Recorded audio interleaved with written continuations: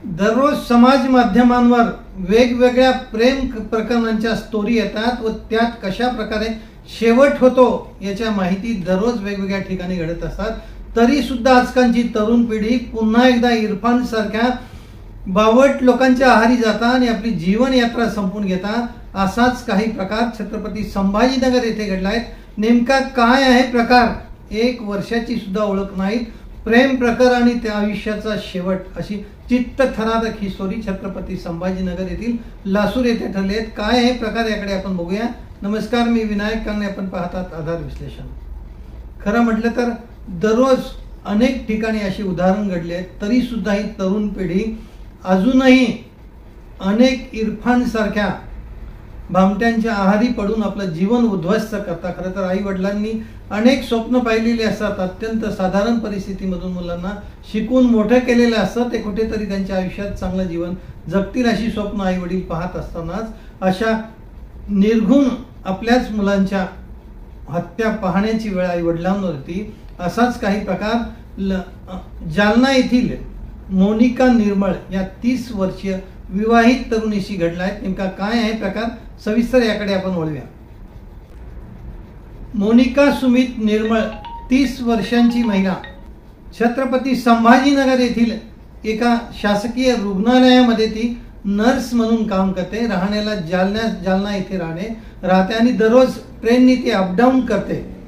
मात्र आहे दररोजची उपजीविका करत असताना छत्रपती संभाजीनगर येथे ती आपली दररोज स्कूटी पार्क करते आणि आपल्या हॉस्पिटल जाते आणि त्याच पार्किंगमध्ये इरफान नावाचा एक तरुण असतो जो पार्किंगचं काम करत असतो। त्या तरुणाशी तिची दररोज पार्किंग लावण्याच्या बहाण्यातून तिथे ओळख होते, ओळखीचं रूपांतर मैत्रीमध्ये होतं, एकमेकांचे फोन नंबर घेतले जातात आणि त्यानंतर त्यांची मैत्री खूपच वाढत जाते। मात्र ही मैत्री ज्या पद्धतीने वाढत जाते ती खरोखर मैत्री होती का हा प्री प्लॅन होता, हे आता लवकरच आपल्या पोलिसांच्या उलगड्यामध्ये लवकरच आपल्या समोर येणार आहेत। मात्र नेमकं त्या क्षणाला काय घडतं, त्यांची मैत्री होते, मैत्री इतकी वाढत जाते की तासोन तास ते दररोज एकमेकांशी बोलत असा। त्यानंतर 6 फेब्रुवारी 2025 चा दिवस उजळतो आणि मोनिका दररोज ज्या पद्धतीने कामावर जाती त्या पद्धतीने ती घरून गेली, मात्र ती घरी परत आलीच नाही।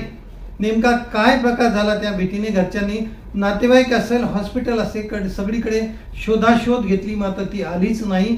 आणि 2 दिवसांनंतर, तब्बल 2 दिवसांनंतर तिच्याच मोबाईलवरून मोनिकाच्या नातेवाईकांना मेसेज जातो की मी सुखरूप आहेत, बाहेर गावी आहेत, मी लव्ह मॅरेज केलाय, त्यामुळे मी 1 वर्ष तरी घरी येणार नाहीत, 1 वर्षानंतर आपल्या भेटीला येईल। मात्र हा मेसेज जरी घरच्यांना आला असता त्यानंतर त्यांनी प्रचंड तिचा फोन लावण्याचा प्रयत्न केला, मात्र फोन उचलला न गेल्यामुळे घरच्यांच्या मनात काहीतरी शंका आली। त्यांनी सरळ जालना येथील पोलीस स्टेशन गाठलं आणि पोलिसांमध्ये मोनिका मिसिंग असल्याची तक्रार दिली।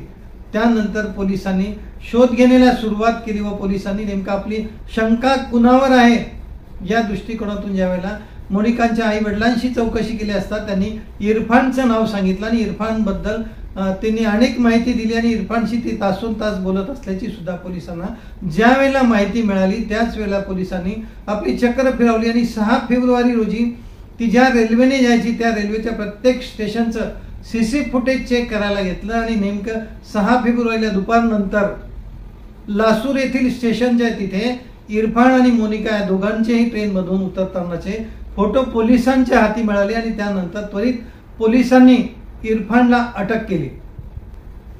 इरफानने पहिल्या भेटीत पोलिसांना उडवाउडवीची उत्तरं दिली व आपला बचाव करण्याचा प्रयत्न केला। मात्र ज्या पद्धतीने सीसी फुटेज पोलिसांच्या हाती लागले होते त्यानंतर त्यांना पुन्हा एकदा पोलीस स्टेशनला बोलवण्यात आलं व खाक्या वधीचा चांगला दणका दाखवल्यानंतर मात्र इम्रान सळ झाला आणि त्यांनी आपली गुन्हा केल्याची कबुली त्यांनी दिली आहे।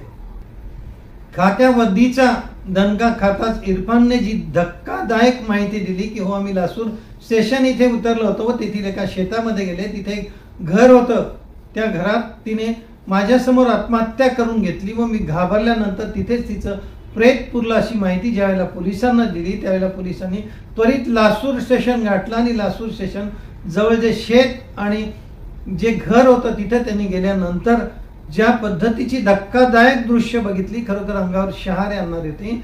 मोनिकाच्या आईने जे तिचं वर्णन केलं होतं ती कपडे अक्षरशः तिथे जळून पडलेली दिसली आणि त्यानंतर मोनिका शोधलं तर मोनिका तिथे नव्हती. मात्र त्यांनी जिथे गाडली त्याच रूममध्ये तिथे गाडली होती. तिथे पोलिसांनी थोडंसं खोदलं असता तिथे ती मोनिकाचा मृतदेह तिथे सापडला. त्यावर कोणत्याही प्रकारचे कपडे नव्हते. मेडिकल अधिकाऱ्यांनी तिथे अधिक तपास केला असता त्यांच्या लक्षात आलं की तिच्यावर अत्याचार करून तिची हत्या करण्यात आलेली आहे. इतका निर्घृण प्रकार घडला. मात्र हे सर्व घडत असताना खरोखर इरफानने जे प्रेम जमलं त्यांचं पहिल्याच भेटीत त्याची खरोखर हत्या केली असावी की हा प्री प्लॅन होता, याकडे आता पोलीस नक्कीच फोकस केल्याशिवाय राहणार नाही. नेमकी हे हत्या करणारा जरी इरफान दिसत असला तर या इरफानच्या मागे नेमका कोणता चेहरा आहे. कारण मोनिका ही विवाहित होती आणि आपल्या पतीपासून ती वेगळी राहत होती आणि पती सुद्धा तिचे छत्रपती संभाजीनगर येथेच राहत होते. त्यामुळे या आत्महत्येमागे खरोखर फक्त इरफान एकटाच आहे का,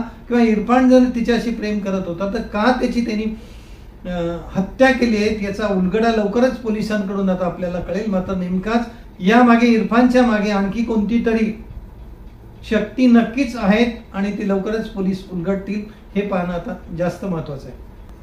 त्यामुळे इरफान ज्या शेतात घेऊन गेला होता ते शेत नेमकं कुणाचं, ते घर नेमकं कुणाचं.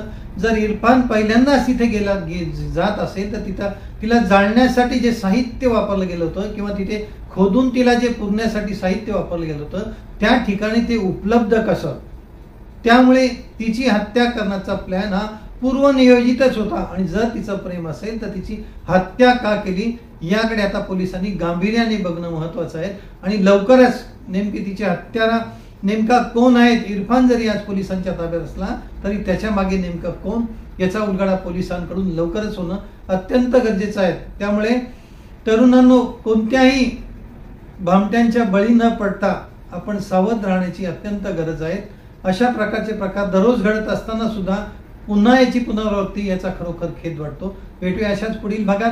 तोपर्यंत जय हिंद, जय महाराष्ट्र.